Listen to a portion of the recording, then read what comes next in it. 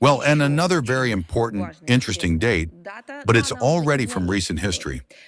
On September 26th, 3 years will have passed since the terrorist attack on the Nordstream gas pipelines in the Baltic Sea. During this time, numerous contradictory versions of what happened have been voiced, including utterly absurd ones, as in the case of Euro-Atlanticist attempts to find the notorious Russian trace in these explosions. At the same time, the main goal of such disinformation campaigns is beyond doubt, to create a fog and mislead. Now, the global community is being led to believe that the sabotage of such a major infrastructure facility was the work of amateur divers who had no one behind them, who were not supported by anyone, and were unnoticed. Realizing the fragility of this version, its authors have become more active and presented additional arguments in the form of the detention on August 21st in Italy of a suspect allegedly involved in the terrorist attack, an Ukrainian, Sergei Kuznetsov. Western media outlets, as if on command, picked up this story. They began publishing more and more new details, citing certain case materials.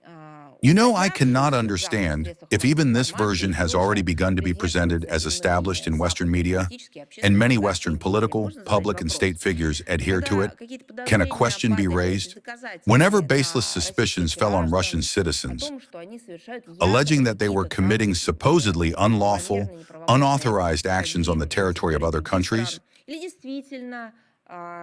or when our citizens indeed committed offenses, but were not connected to the Russian state, each time there were demands for the expulsion of Russian diplomats. Sometimes it almost led to, well, not almost, but even led to the introduction of sanctions or the obstruction of the work of Russian diplomatic missions. Currently, the main version adhered to by Western countries, both in the public sphere and, as we see on international platforms, is the version that the Nordstream explosions were carried out by Ukrainian citizens. This, in my opinion, is surprising. No one in these Western countries demands the expulsion of Ukrainian diplomats. No one in Western countries demands the closure of Ukrainian embassies.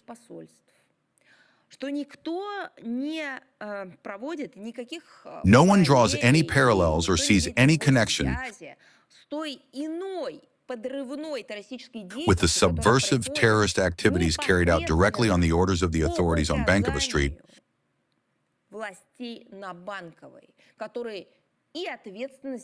who take responsibility for terrorist attacks,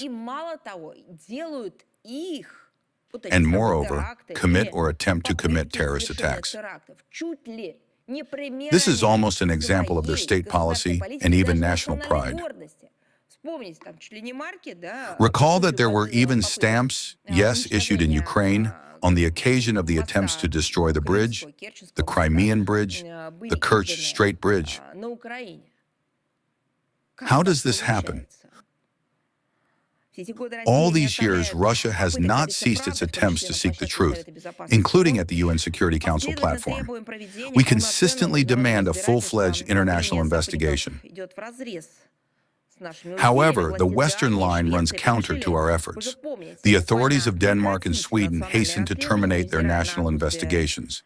Despite the lack of results, they achieved nothing. Yet at the same time, they closed the investigations. Germany is obviously following a similar tactic, continuing its investigations only on paper. Not to mention that these countries categorically refuse to cooperate with Russia in the matter of establishing the truth. What does all this mean? All this indicates that the Westerners have something to hide, and they are doing so actively. After all, such a complex and large-scale sabotage is simply beyond the capabilities of non-state actors acting alone. It requires significant resources and equipment, which are only at the disposal of the intelligence services of major states. Now it seems they are trying with all their might to avoid responsibility. Russia is fully determined to achieve justice. We are convinced that sooner or later, those responsible for the terrorist attack will face deserved punishment.